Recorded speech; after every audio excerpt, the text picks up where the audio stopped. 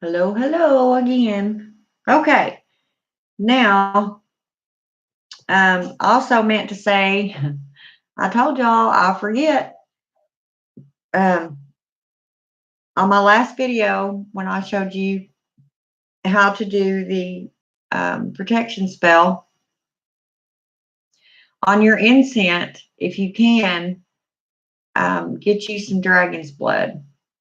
Okay, um, that's a wonderful protection incense. A lot of us use it for that and for cleansing. So you can't have enough power when you're doing a protection spell, put a protection spell on yourself. Okay. And now that you know how to do that, I want you to do it. You can watch the video a couple of times, kind of get it down, practice, and keep doing it until you know you got it right.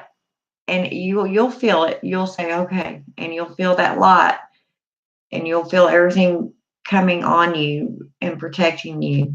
Um, you can even tell yourself, imagine yourself walking around in a suit of armor if you want, or a white light, a beautiful glowing white light around your aura, around all the other colors that you have around your aura, or that you just simply glow. You can imagine that any way you want to. Like I said, be creative. This is your reality. This is your world. Create it.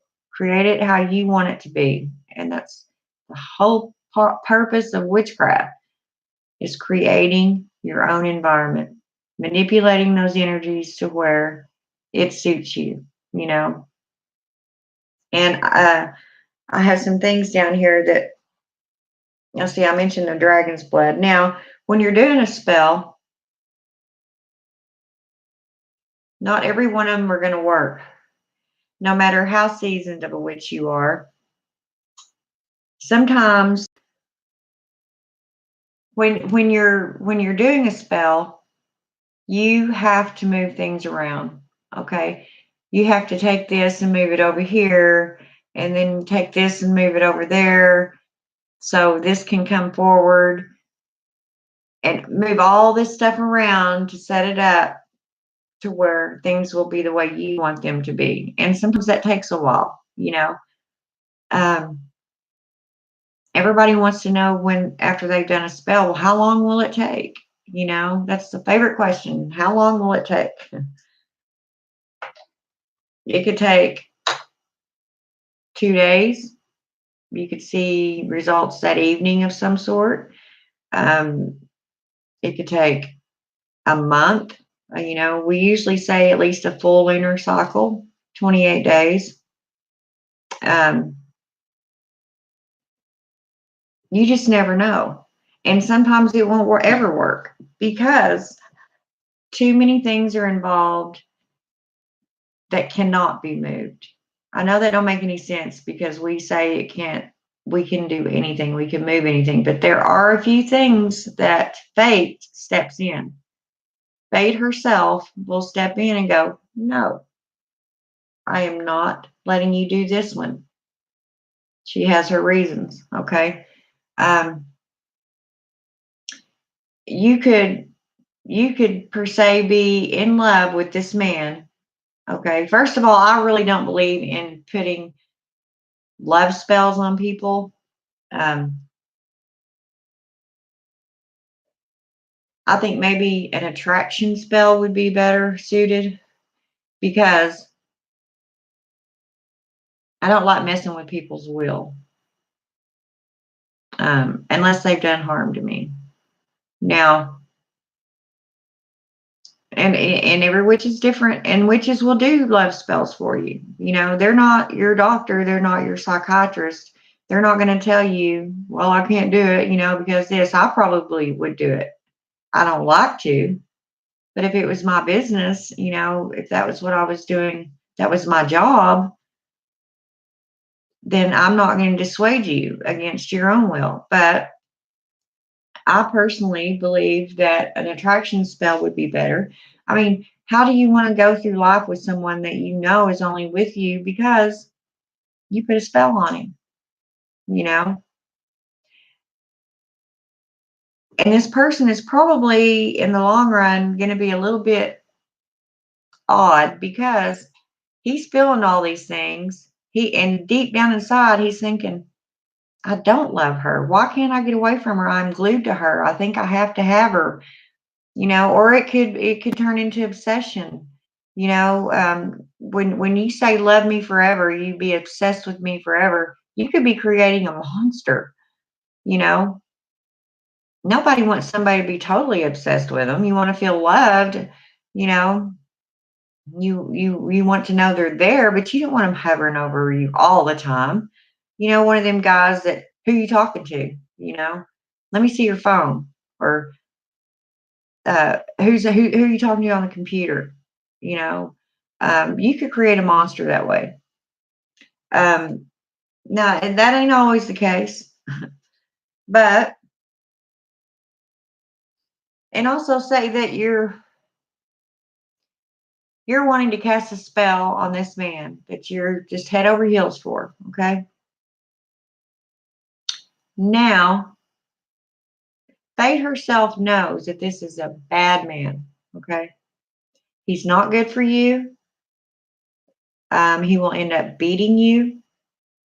You don't know this because your mind is so clouded with love that you don't even think that this is possible in this person, okay? That's when fate will step in and say, I am not going to grant this to you. I'm not going to allow this to happen, because I know what he'll do. And then a couple of years later, you go down the road and you meet the one that is really your soulmate, you know.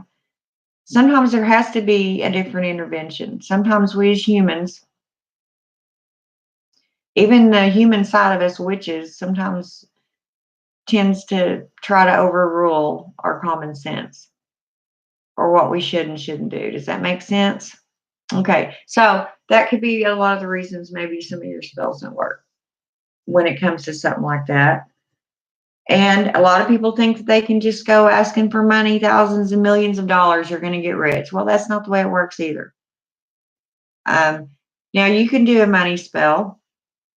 Say you're short 1 month on your rent, or you don't know where it's going to come from. You could ask for a couple of $100, maybe.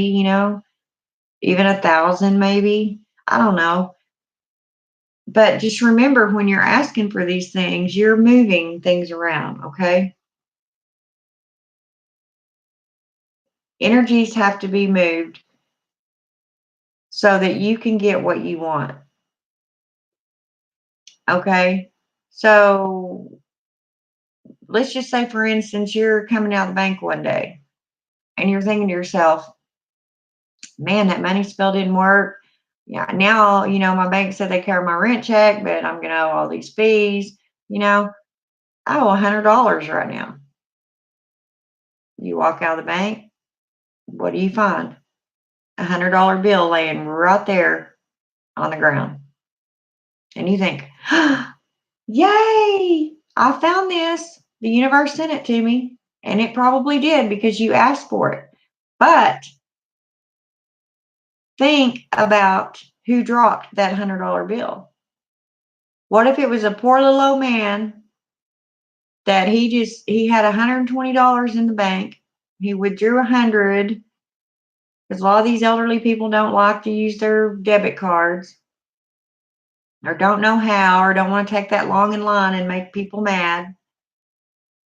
He decided he's going to go get $100 out of the bank and go to the grocery store. His cats are out of food. He needs a little bit of food. And now he's lost that money. Of course, you're not thinking about that when you find it because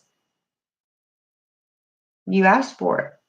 Now, you could do one of two things. Either you could say, thank you, universe. I know that you heard me, but I think I'm going to find out who this money belonged to, and I'm going to give it back. Okay. Now, you can probably pretty much tell in the bank who's walked out, or I don't know how you'd find out. Maybe you can go back and give it to the bank teller and say, I found this out there. You know, somebody dropped it. So if they come back in, you know, I don't know. It just depends on what you want to do. That's what I'm talking about. That little old man could have got in his car and gotten home and reached in his pant pocket to pull that $100 bill out because he's going to sit down and make him a grocery list. And that money's not in there. And he says, oh my goodness, now what am I going to do? He may unwillingly or unwittingly be talking to the universe. What am I going to do, about groceries now? So you have went back and you've given this money back to the teller. He thinks, well, I got $20 left in my account. At least I can go buy cat food. Because if he's anything like me, my cats will eat before I do. If it gets that bad, they're still going to eat. So he goes back to the bank and he says, well, I want to withdraw $15 because you can't, zero your account out. So he says, and the lady says, you were just in here and got $100, right? And he said, yeah. And he said, but I lost it. And I only have 20, so I need 15. She goes, well, I got some good news for you. Somebody found that $100 bill and gave it back. Isn't that awesome? Just think of how the universe is looking at you now. Wow. That is an awesome thing to do. That's an awesome person. We need to pay more attention to them and take care of them. Not saying it's that way, but it could be. You don't know. So watch your P's and Q's and still try to be human, and be careful what you ask for. And always say, now this is the only time I'll say, harm to none thing. Because, you don't want to ask for money and, say you're the heir of your mom or dad's life insurance policy. Well, you don't want them dying so you can have money, right? That's what I'm saying. Be careful when you say these spells. When you cast these spells out into the universe, you need to be specific. You need to make sure all points are covered, always in that spell with harm to none, if you can. Because the universe thinks in here and now. Okay, there's no time. So when you're saying casting a spell or you're putting your intent, don't say, well, I lost my job and I need this and I need that. They don't care about that. What you say is, when you're enchanting your candle, your money candle, say, I am receiving this money. I am paying bills. I have received enough money that I can pay bills and go to the grocery store. I am doing this. I am doing this. Not I'm going to do this, because the universe is now. There's no past, there's no future. It's right now, it's this moment. So always talk in the present. Okay. Try to remember that too. And I'll probably elaborate on that. Now that I told y'all some few stories and probably make you feel bad, I don't mean to, but I'm just saying, be sweet, don't take your power for granted. Use it wisely, and always give thanks and try to take care of another human being if you can. That's another thing this path is about. Now, not everybody believes the way I do. So they're probably going, get what you want. Hell, go for it. It don't matter who it hurts. Okay. Well, if that's the kind of person you want to be, that's fine. That's your business. But I prefer not to be that kind of person. See what I'm saying? Now, I'm going to revisit some of my videos because I've watched them and I don't know. Some of them I just need to elaborate or go back and correct. Like now on the familiars, when I said there's no such thing as familiars, now nobody's already on my butt about this stuff. I seen it myself and I thought, whoops, I better elaborate on that, or I better say what I meant and not just what I meant for everybody to take from it. Familiars, the definition of a familiar, if you look it up, and it also says, or which is familiar, whatever. But a familiar is something you're familiar with. It could be someone, something, anything could be your familiar.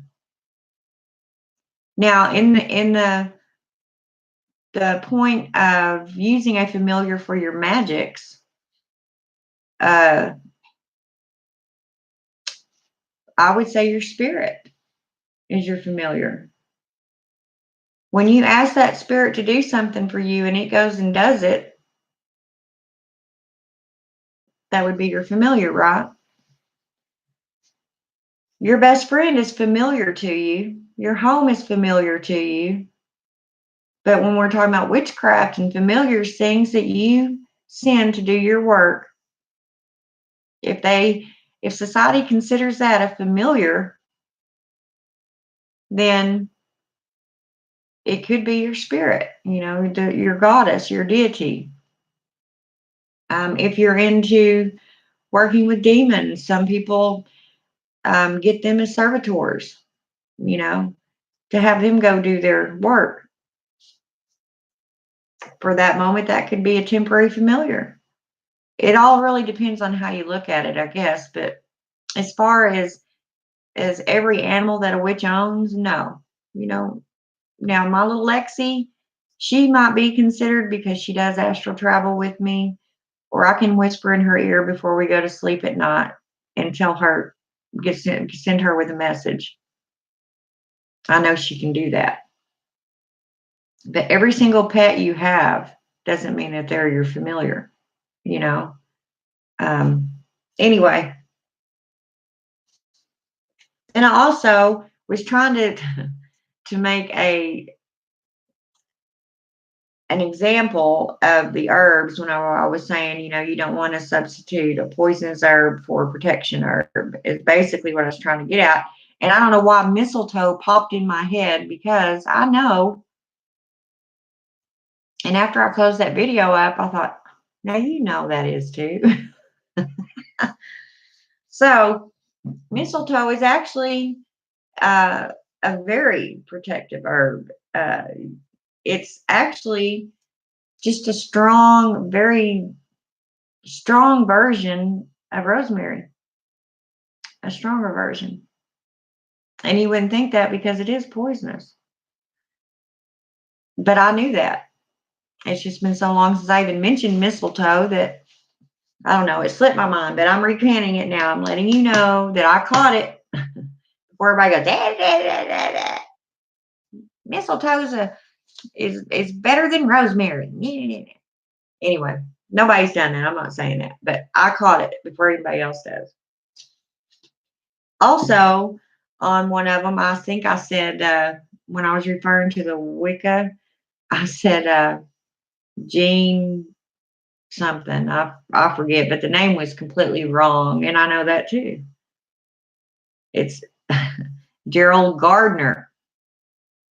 I wouldn't say he was the founder of Wicca, but he is the one that went over there, found it, the way people were doing things over there, and kind of brought it over here and made it his own. So I guess that's why they call it the Gardnerian form of Wicca. Now, when Aleister Crowley came back out and redid things, then he kind of implemented his own thing there too. But I don't study Wicca. I don't follow that path. So if you want to research that, you'll just have to researching online or get some books. I actually have some books in there that I've had for years because I thought I might be interested in it one time. And plus, had a lot of friends asking me about it. So I kind of studied up on it some more so I could answer their questions, or I just loan them the books, when they ask me for it. It's like, well, I have a book you can read. That's all I can tell you. Okay. Now, um, I've explained your Esbits and your Sabbats, the difference. Um, let's see what else I got here. Now, as you become a witch, as you start on this path, I told you to look around you. You can incorporate magic in everything you do. And if you do this at first, like every step you take of every day doesn't have to be thought process of witchcraft. That's not what I'm saying. When you're out walking, take a paper sack or a Walmart bag or whatever, and kind of go on a treasure hunt while you're out there getting exercise and looking at nature. No telling what you're going to find. And then you think, wow, I wish I had something to put that in, because you'll start seeing in every little thing, a branch down on the ground that looks a certain way. You'll think, oh, it'll just start coming to you. When you're cooking, and use some of your extra spices, use some of the ones that you can protect your family, um, put mint in your roast, that's another reason you need to stay up on your herbs. You can make you and your husband some teas out of some of these herbs, spice up your love life. Or if you've had an argument, some of these teas even banish negative energy from inside you. There's all different things you can do with these herbs. That's why I stress for you to learn them so that you'll know, hey, I'm having this issue. I'm going to go make this tea, or next time I make dinner, I'm going to put this herb in whatever I'm cooking, Little things, when you get in a bath at the end of the day and say you've had a rough day, light you an incense and a candle, set it in your bathroom if you want to take a shower, whatever, if you want to take a bath. Put some rose water in it, put some rose petals, lay there. And as you're laying there, think that you're taking off all the negativity. You're washing it all off, kind of like a purification bath, just not as long and not near as many prayers. You're just cleansing yourself of the day's rubbish. You don't want to take it to bed with you. Just little bitty things that you can do every single day to incorporate magic into your world. Okay, you can see it everywhere. It's everywhere. Listen to what people have to say. A very wise person told me one time, it's like you won't ever learn anything if your lips are always moving. So stay silent for a while and listen. You honestly will be able to start seeing things that you don't know how you ever missed. Whoever said stop and smell the roses knew what they were talking about, because that's what you need to do. Even smelling a rose can bring good energy. Little bitty things. It's the little things that matter, and the little things that'll get you through this life and on this path. That's why this path is so wonderful. I can't imagine not ever having it with me. Everything is it looks different. When you have bad days or something's going wrong, you don't feel helpless. You don't think, well, there's nothing I can do about it. I might as well just learn to accept it. No, you don't have to do that now. You are becoming a witch. We don't do that. We don't settle. We're not karma. I mean, we don't wait on karma. We are karma, if that makes any sense. We don't wait on things to happen. We make them happen. Okay? So just remember that. Remember, and as your time goes on, you'll start learning more things. and more things. It'll be kind of confusing at first, but just slow down and let it take its course. You know, do your research on everything you can, but don't overwhelm yourself. As I said, you need to find a form of divination, whether it be, and now that you know the protection spell, and hopefully you'll have done it by the next video you watch of mine, I can even tell you about scrying, you know, where you're actually evoking a spirit and wanting to see them. You're wanting to see who you're talking to. Ouija boards. It's all different kinds of divination. So anyway, I hope this video helped somehow. And sorry about some of this stuff. I was going to show you my selenite one and a couple of more. Oh, I did. Let's see. Yeah, I have time. I found some citrine because when I look back at the one I showed you, the orange one, when I said get these stones if you can,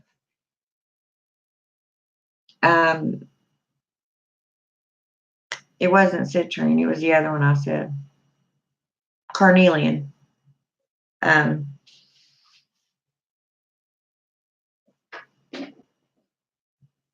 So this, and this is my big box of other rocks and stones.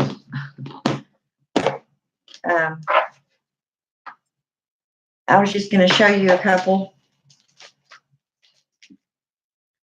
This is citrine. The other darker orange one was carnelian. Okay. The citrine is more yellow, and I'm sorry. I told you I'm no expert, but I'm trying. And I do catch myself, and I don't mind saying I was wrong. You know, I messed up, and I correct it as soon as I can. This, see how light yellow it looks?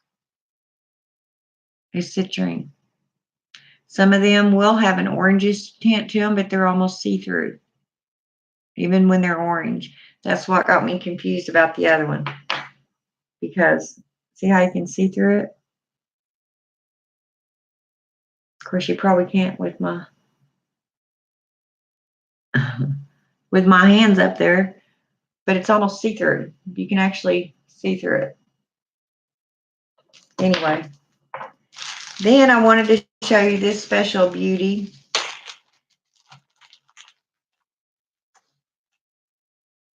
And this is called Calcite. It is so pretty, but it's very brittle in this form. This is its raw form. Isn't that just beautiful? This computer really, I hope, it's such a pretty blue. Now I have it in this form, and then I have a big chunk. It's right here. I'll grab it.